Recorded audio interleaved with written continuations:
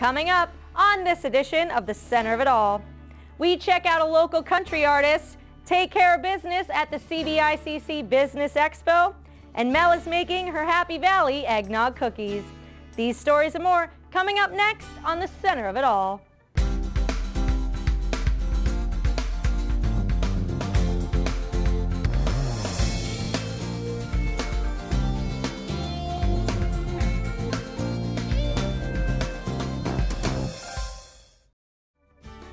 Hey guys, welcome to the Center of It All. We recently stopped by Gigi's in State College to hear some Southern style music. Gigi's Restaurant and Lounge is dedicated to bringing Southern hospitality to State College. And what a better way than the Southern sounds of David Zentner. I find myself every day, proof that it's right. You close your mind. I walk the line, you close your mind, I walk the line.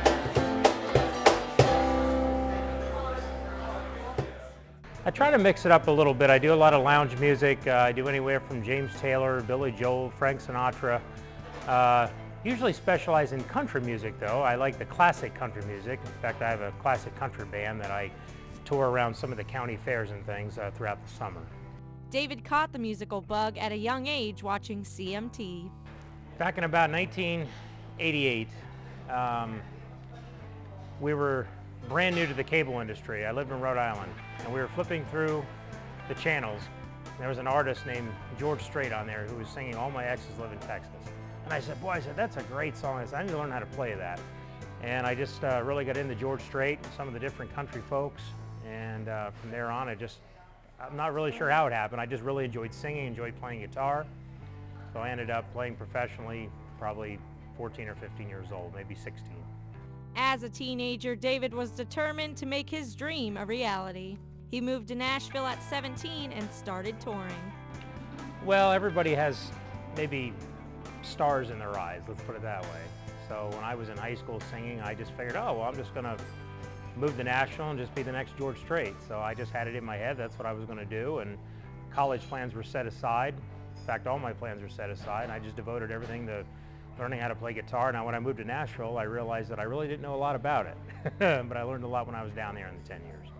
After years of touring, David realized the music business just wasn't for him. So he enrolled at Penn State and has been in the area ever since. Well, after about 10 years of being a touring musician, and what happens is that you're constantly relying on someone else to make your living. And you get tired of having so many dates booked in a month, and then the person that you're working for is basically a millionaire and just says, you know, I just don't really feel like working this month, or things happen and they cancel all the dates, and it's like somebody pulling money right out of your pocket. So I just said, you know, I said to myself, I said, I'm just gonna head back to school. I wanted to head back to Penn State, and ended up getting a business degree here, and ended up staying here, met a great girl, my wife Pamela, and ended up meeting some great folks around here that I work with full-time now in the auctioneering business. And so things have worked out really well for me. During his time in Tennessee, David played with many well-known country artists. And in 2008, he created a CD in tribute to the musicians he played with and those that inspired him. I've always wanted to put together an album as a tribute to all the singers that I idolized growing up. Some of them I knew, some of them I did not know, some of them were already passed along before I even moved to Nashville. So that's what I did. I took a collection of 10 songs ranging from Faron Young to Merle Haggard to George Strait to Bob Wills, and I put together an album with friends of mine, went in the studio and compiled this album and basically attributed it to the people that I idolized growing up, or people that I worked with when I was in the music business. Well, let's play the games we played on our wedding night. But to lock and bolt the door is only right. Honey, let's chase each other around the room tonight. Now David plays around the area for the love of music. You can check him out at davidzentnermusic.com. You can also check out David at the American Ale House and Big Springs Distillery. When we come back, we talk to a member of the Penn State class of 2014. Welcome back to the center of it all. For college seniors, graduation is a day to look forward to. But after those 4 years, leaving your university can be harder than you think. More than 18,000 students graduate from Penn State each year. But for those students, their time at Penn State isn't just a statistic, it's what made them who they are today. With graduation season upon us, we asked a soon-to-be alum to reflect on what he will miss most about his 4 years here at Penn State. I'm going to miss it all. Football games are big. I love the athletics going. It's kind of like going to a professional match, like with the environment that's there. Being out here is just a whole different world. I love it. Aaron majored in broadcast journalism with a minor in history. Looking back, he says Penn State was not his first choice, but he is very happy with his decision. Well, first growing up, I really wanted to go to a big name school where everyone heard about. Penn State wasn't my first choice. I always wanted to go out to like Colorado University or even down to Florida. But after seeing like what Penn State was really about, I came here and I really liked it. I loved it. Aaron enjoyed getting an education in a community like State College. It's its own little town nestled in. So you go like 5 miles anywhere outside of State College, you just kind of see farmland. So it's nice. It's not like you're in a huge city where you have just different people actually living there, but it's primarily students here. So everyone's friendly around here. I mean, State College is a great place. Originally from northeastern PA, Aaron's plans for the future are to travel. I'd like to travel, see the world. That was my big goal with going into broadcast journalism. I wanted to be a international play-by-play soccer reporter, kind of like a Joe Putnam. But I wanted to be international. I wanted to see the world. So I wouldn't mind going even across the U.S. But staying in Pennsylvania, I wouldn't mind either, being close to family. Each semester, the Penn State family continues to grow and expand. Today, 1 in every 117 Americans with a college degree is a Penn State graduate. The WHVL crew would like to congratulate the Penn State class of 2014. Now, are you looking to start a new career or even your own business? Well, the Chamber of Business and Industry of Centre County is here to help. The Chamber of Business and Industry of Centre County has been supplying area businesses with advice, legislative advocacy, and marketing opportunities since 1992. With close to 1,000 members, the CBICC is the largest organization representing businesses throughout Central PA. We represent the business community. We have members of all sizes. We also work to foster economic growth in Centre County through active business recruitment, business retention, and fostering entrepreneurship. The Chamber provides help with starting a business, also networking opportunities and business educational events like their annual expo. The expo is an opportunity really for, as an exhibitor, to make those important business-to-business connections and also business-to-consumer connections. And then for attendees, it's an opportunity to meet the business community, to meet other business professionals and just get to interact with the business community in Centre County. Business owners find Chamber membership to be a valuable resource. It's fantastic in terms of finding networking is a really important thing, but also having them as a resource for business needs or concerns, and you have that advocate as well from a government and a business standpoint. So knowing what's happening in the business world and the things that affect us from a legislative point of view as small businesses, I think is really important because none of us have big lobbyists who are down there for us, but the Chamber provides that legislative support and information, which is really has a big impact on businesses, whether you know it or not. So being aware of that is really important. Just networking events like these and different events throughout the year. We get to go and meet other business owners and gives us the opportunity to do business with them or just to refer maybe some of my customers to their businesses and they can refer some of their customers to my business. So it's been great just having that kind of network and ability to meet other business owners. We offer a number of opportunities to be engaged in the effort to grow the local economy, to make important connections with other businesses, and other business professionals, and so there's tremendous value in chamber membership. CBICC's primary mission is to make Center County a great place to live, work, and do business. It's important to support local businesses because as they grow, the economy grows, and I think that's definitely, as a chamber, what we're trying to do is really boost the private sector here in Center County. If you are a business owner interested in chamber membership, log on to cbicc.org. Coming up on Kitchen Encounters, Mel is making her favorite cookies with some local ingredients. Welcome back. Mel has got a delicious cookie recipe made from dairy found right here in Happy Valley.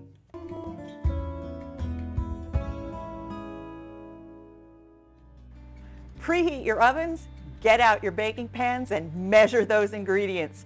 We're baking cookies today. I've been buying my milk and ice cream at Meijer's Dairy since I moved to Happy Valley in 1974. I love this place. It's family friendly and they support a host of local businesses too. One of my favorite things about Meijer's Dairy is their eggnog, and it starts showing up in their dairy case just about this time of year. In fact, I like it so much, I've invented a cookie to use it. You know what I call them? Mel's Happy Valley Meijer's Dairy Eggnog Cookies. Let's get started. The secret to making really good eggnog cookies, meaning to make them really taste like eggnog, is you got to make sure you use the right spices and flavorings, the traditional ones. That means I'm seasoning my flour with a good dose of nutmeg and cinnamon, and I'm stirring some rum extract and vanilla extract into my eggnog. In my mixing bowl, I've got a half a cup of white sugar, half a cup of brown sugar, a stick and a half of unsalted butter, and 2 extra large egg yolks. With my mixer on low speed, I'm just going to don't start low to begin with, and work your way up to a higher speed.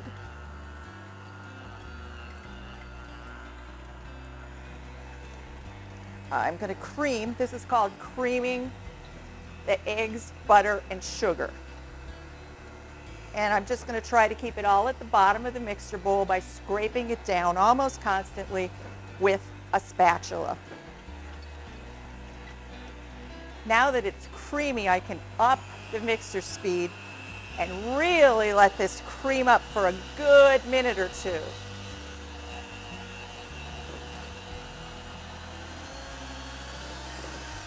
That's looking pretty good. Now I'm going to lower my mixer speed again until it's just barely moving, and I'm going to pour all of my seasoned eggnog mixture into that. Well, you can smell the rum flavoring.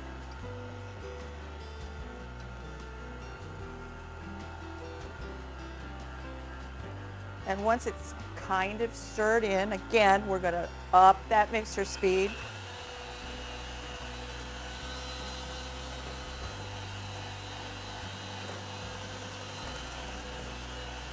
And this really has to get creamed together.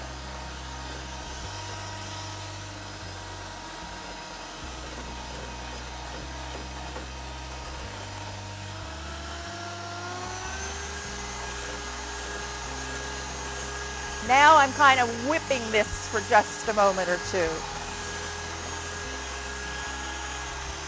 And once again, lower the mixer speed. And I'm going to start adding my seasoned flour, but I'm not going to throw it in or dump it in all at once. You don't need to measure it, but it's best if you do it in 2 or 3 increments, or 3 parts, a third, and a third, so that you can slowly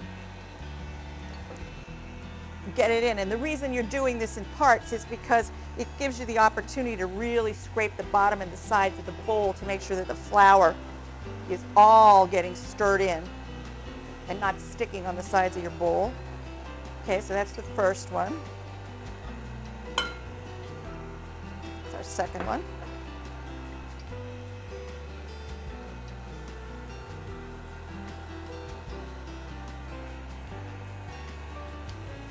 Now our cookie batter is beginning to form. It's a batter right now. It's not quite a dough because it's not thick enough to be a dough.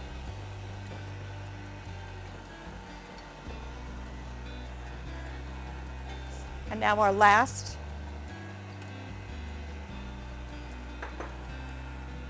batch of flour. And with this last one, you really want to make sure that you've done a real good job of getting all of the flour incorporated. And the only other thing I'll say to you, you can see I'm using a handheld electric mixer to do this. This recipe doubles and triples really well, but if you're going to make more than one batch at a time, I really suggest you get out your stand mixer, your KitchenAid or your Cuisinart with the paddle attachment, because a small hand mixer like this really won't handle the weight of this dough if it's a double batch. Well, that looks about perfect. I'm just going to clear my blades a little bit here. Turn my mixer off. I'm going to scrape all of this down, clear off my beaters. I'm going to transfer my dough to a small container, and I'm going to place it in the refrigerator for 1 hour to stiffen, to chill it before we bake our cookies. I've lined 2 of my biggest baking pans with parchment paper, and I've been using a 1 3/4 inch ice cream scoop to measure my dough into even, well-rounded balls and place them on the pans. And I'm here to tell you that this dough, if you use a 1 3/4 inch ice cream scoop, is going to make exactly 24 cookies. Now the next thing I'm going to do is I'm going to take both of these pans and I'm going to put them on a shelf in my refrigerator to chill again for 15 to 20 minutes before I bake them at 350 degrees for exactly 13 minutes.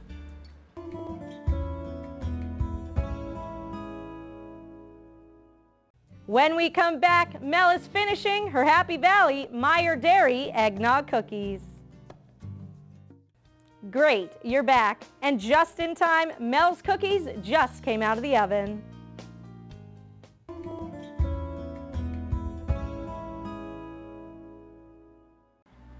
My cookies are baked and cooled, and I'm going to start frosting them. But first, I have to make the frosting. So I've put 2 cups of confectioner's sugar in a bowl, and I've added 4 tablespoons of the eggnog. And I'm going to follow this up with a full tablespoon of rum extract. This is actually butter rum extract. I'm going to stir this. It takes a couple of minutes to do this. Confectioner's sugar just melts with the liquid when the liquid hits it. Just keep stirring and be patient. It's going to get all smooth and drizzly. It takes about less than a minute, you can see already. Smooth and drizzly.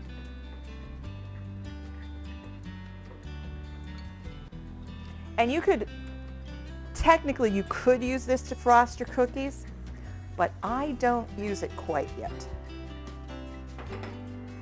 I like to cover mine and let it sit for about 30 minutes and sometimes even overnight, because then you're really sure that every last little bit of confectioner's sugar has totally melted in and you get a real ribbony consistency, and that is exactly what you want your frosting to look like. My frosting's all rested and working in batches of 6. I'm just going to pick up my cookies. I do not like a lot. Some people might want to dip the top of the cookies in this frosting, but I don't like to do that because then I just get crumbs in my frosting.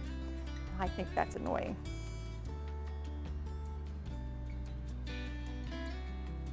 Just one at a time. This really isn't going to drip very much.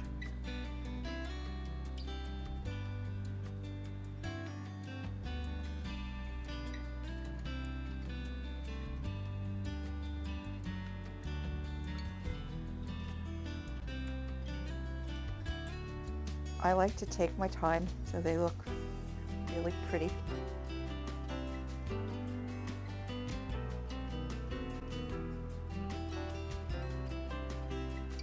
that's 6. And the reason I'm working in batches of 6 is because this frosting hardens, and you want it to harden. You really want them to get a nice little bit of a crunchy glaze. But by the time I get done with 6, it's still wet enough that I can sprinkle ever so lightly a little bit of ground nutmeg, one of the traditional flavors. We've got the rum in the frosting, the nutmeg on the top. Just a little bit. And remember, nutmeg is very intense, so you really just want to give it just a little bit of a sprinkle. And then I'm going to let these sit on the rack for an hour or 2 or 3 or 4 so that that frosting really hardens up before I put them on my cookie tray and serve them. About the only thing that tastes better than a Happy Valley Meyer Dairy eggnog cookie is a Happy Valley Meyer Dairy eggnog cookie served with Meyer Dairy eggnog. Don't believe me? Just ask Santa. For these and all of my recipes, just go to my website.